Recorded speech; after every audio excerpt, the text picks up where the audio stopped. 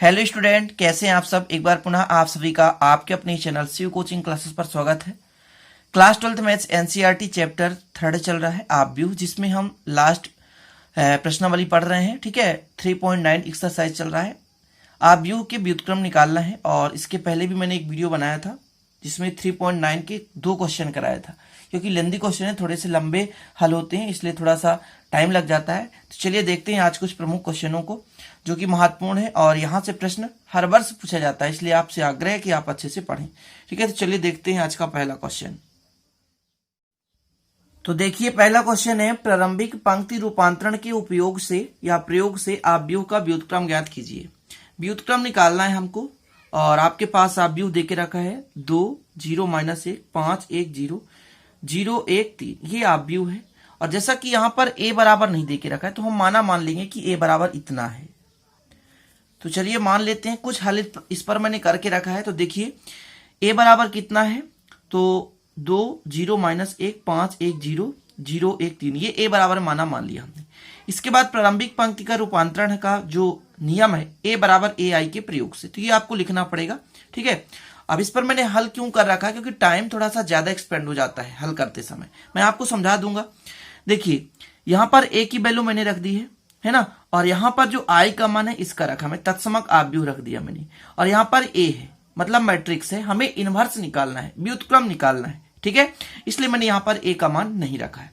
अब हमको संक्रिय लगाना है और संक्रिय लगाते समय यह ध्यान रखना है कि जो हमारा ये a है वो क्या बन जाए, तत्समक आव्यूह बन जाए। मतलब इसे हम तत्समक आव्यूह बनाना चाहते हैं, इसलिए हम जब तक संक्रिय लगाएंगे कि हमारा ये आव्यूह जो है तत्समक में न बदल जाए। ठीक है ना, तो तब तक हम लगाते चलेंगे।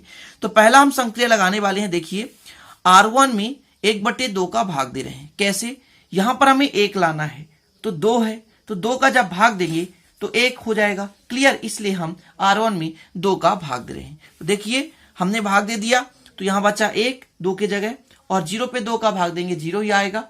ठीक है, और यहां पर -1 में भाग देंगे तो 1/2 आ जाएगा। ठीक है ना, -1/2। और यहां पर देखा जाए तो 1 है, देख लीजिए थोड़ा सा 1 है, जब 2 का भाग देंगे तो 1/2 हो जाएगा और ये 0 ही रहेगा। इतना क्लियर है। बाकी जो शेष अवयव है उनको सीधा सीधा लिख देना। जैसे यहाँ 5 1 0 है तो यहाँ शेष अवयवों को सीधा हमने लिख दिया। क्लियर इतना। अब हमको करना क्या है, दूसरी संक्रिया लगानी है। जैसे यहां पर हमको 0 लाना है तो हम 5 में घटाएंगे R1 में 5 का गुणा करके। तो यही चीज हम लिख रहे हैं कि R2 पे लिखना है, किस पे लिखना है, R2 पे लिखना है, और R2 पे घटाना है 5 का गुणा करके R1 से। ठीक है ना, R2 पे लिखना है लेकिन 5 का गुणा करके R1 से। ठीक है ना, और घटा देंगे तो देखिए इतना आएगा। अब आप लोग थोड़ा सा कैलकुलेशन कर लीजिएगा।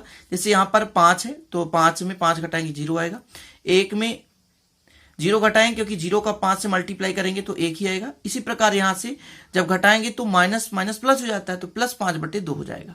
ये चीज है। यहां पर भी वही चीज किया मैंने, 5 गुणा करके घटा दिया है।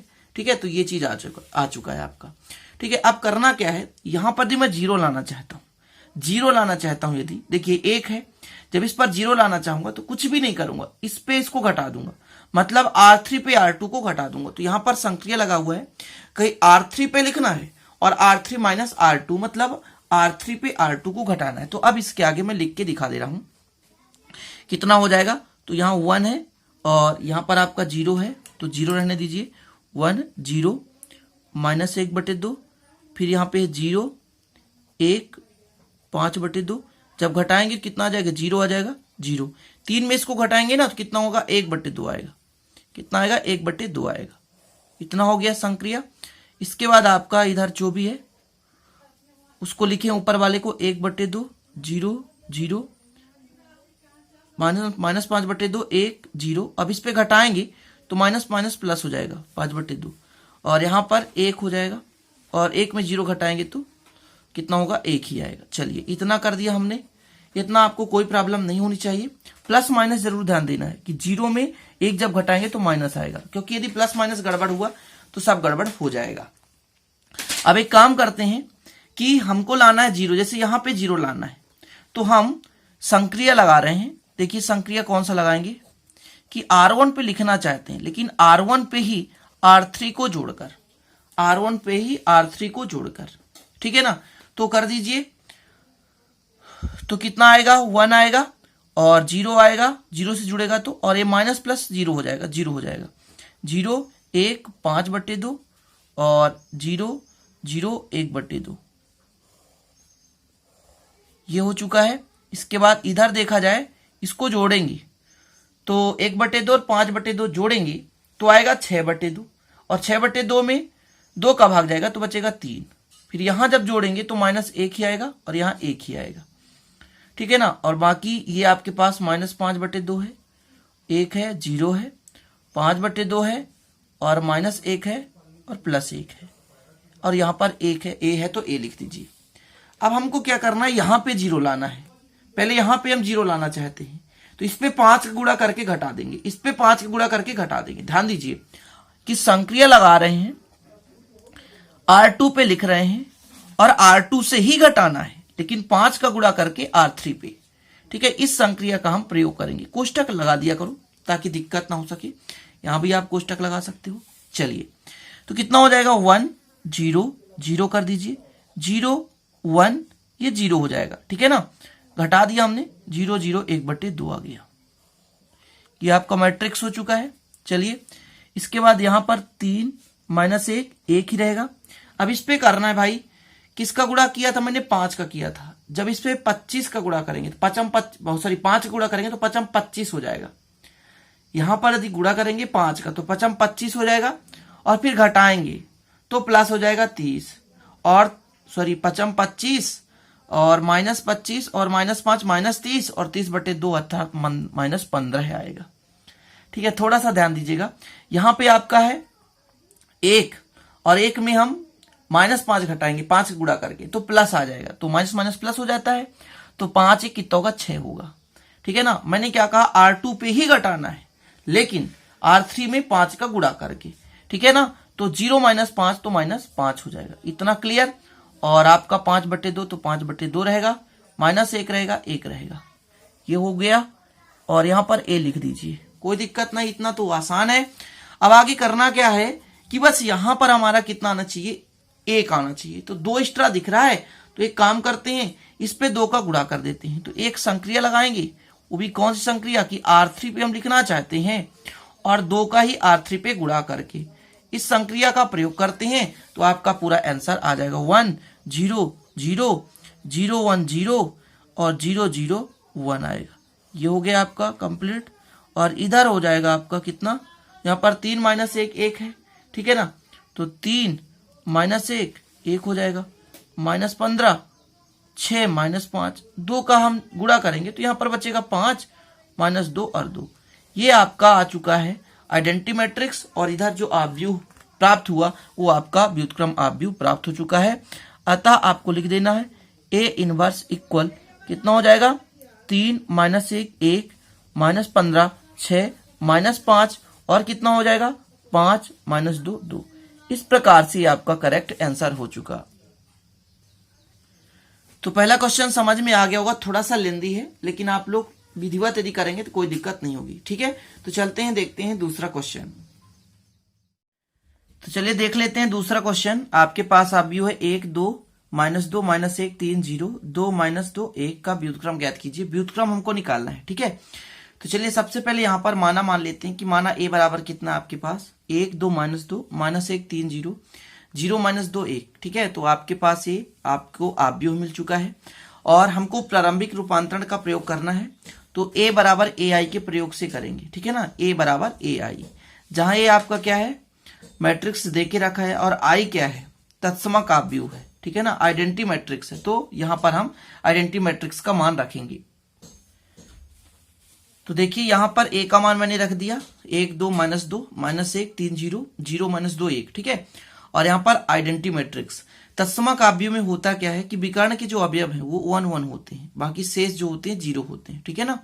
विकर्ण के अवयव कितने होते हैं, 1 1 1, और शेष सभी का होते हैं 0 होते हैं। और ये आपका हो गया, a का मान हमको नहीं रखना है क्योंकि हमें इनवर्स निकालना है, व्युत्क्रम निकालना है, ठीक है। चलिए आगे देखें, हम एक संक्रिया लगाने वाले हैं। अब देखिए इस पे कैसे संक्रिया लगाएंगे कि आप चाहे कुछ भी संक्रिया लगाओ, जरूरी नहीं कि जो मैंने लगाया, मेन उद्देश्य है कि जो आव्यूह है इसका मान क्या हो जाए, तत्समक आव्यूह के बराबर हो जाए। एक एक एक यहाँ आ जाए, तो हमारे पास यहाँ एक है ऑलरेडी, यहाँ पर हम 0 लाना चाहते हैं। तो हम करेंगे क्या कि R2 पे लिखेंगे और R2 पे R1 को जोड़कर, R2 पे R1 को जोड़कर, तो लिख दीजिए। देखिए यहां से जब आप करेंगे -1 धन 1 3 धन 2 और यहां पर आपका हो जाएगा 0 -2 क्योंकि ऋण है, ठीक है। इसी प्रकार इधर भी हम जोड़कर रख देंगे 0 धन 1 1 धन 0 और फिर 0 धन 0।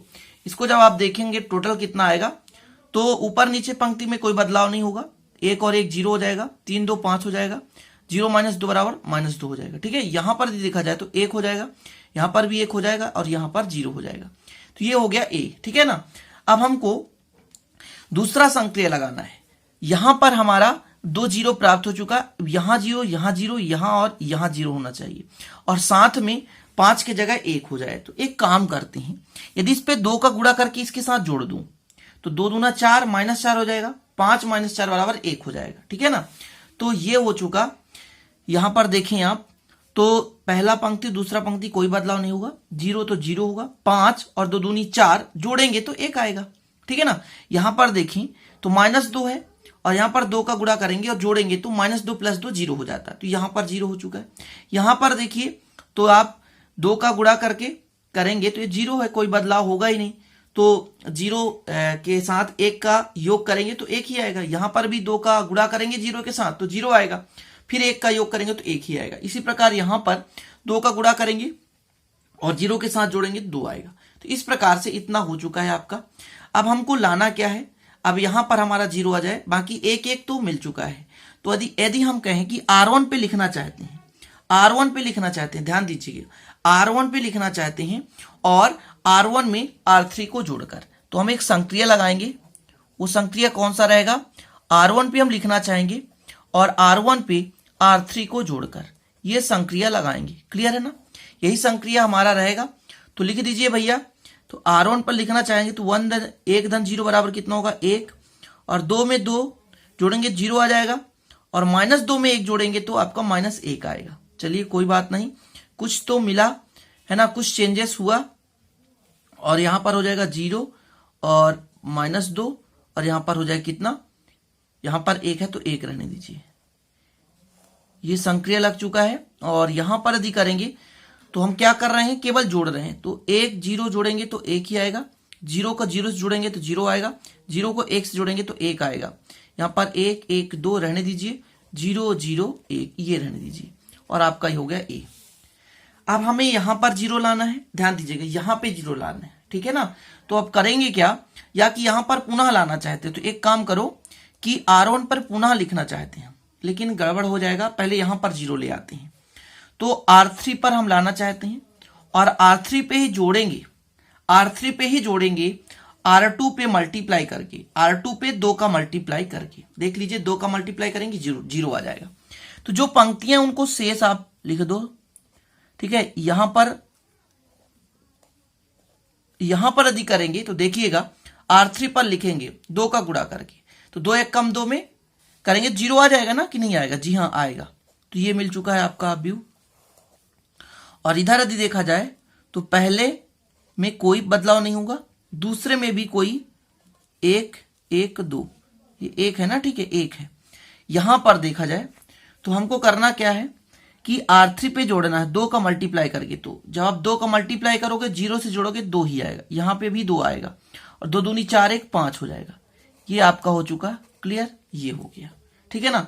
तो ये आपका हो चुका है भैया व्यू। अब हमें यहां पर केवल 0 लाना है यहां पर, तो अब पुनः क्या करेंगे कि R1 पे लिखेंगे, R1 पे लिखेंगे और R1 पे R3 को जोड़कर, तो -+0 हो जाएगा, ठीक है ना। तो देख लीजिए 1 हो जाएगा, 0 हो जाएगा, 0 हो जाएगा, यहां पे आ जाएगा 0 1 0, फिर हो जाएगा 0 0 1, ठीक है। तो ये हो चुका है और इसके बाद यहां पर देखा जाए तो जोड़ दीजिए, तो 1 और 2 कितना होगा 3 2 6 1 1 2 और 2 2 5। ये आ चुका है आपका आइडेंटिटी मैट्रिक्स। और हमने बताया था कि तब तक हल करना है कि जब तक कि हमें आइडेंटिटी मैट्रिक्स प्राप्त ना हो जाए, और यदि आइडेंटिटी मैट्रिक्स प्राप्त हो गया तो हमारा जो ये आव्यूह प्राप्त होता है, तो ये इनवर्स का आव्यूह निकल आता है। मतलब A इनवर्स बराबर आपका आ चुका है 3 2 6 1122225। अब जरूरी नहीं है कि मैंने जो जो संक्रिया लगाया वही आप लगाएं, हो सकता है आपका बदलाव हो सके, आगे और पीछे संक्रिया हो सकता है, लेकिन आंसर लास्ट में उतना ही आएगा। कोई जरूरी नहीं कि आप मेरे ही जैसे संक्रिया लगाएं, अपने माइंड से कैलकुलेट करें। ठीक है, तो अब 2 ही क्वेश्चन करते हैं और ये पार्ट को समाप्त करते हैं, ये आपका अध्याय कंप्लीट होगा। कल से आपका चैप्टर 4 स्टार्ट होगा, जो है सारणिक, है ना। तो सारणिक आप लोग की बेसिक से पढ़ेंगे, तो आप लोग प्लीज प्लेलिस्ट में जाकर के पूरा बेसिक से पढ़ाई करो, आपको पूरा वीडियो मिल जाएगा। तो आज के लिए इतना ही, चलते हैं, फिर मिलते हैं अगली वीडियो में नए टॉपिक के साथ। तब तक के लिए जय हिंद, वंदे मातरम।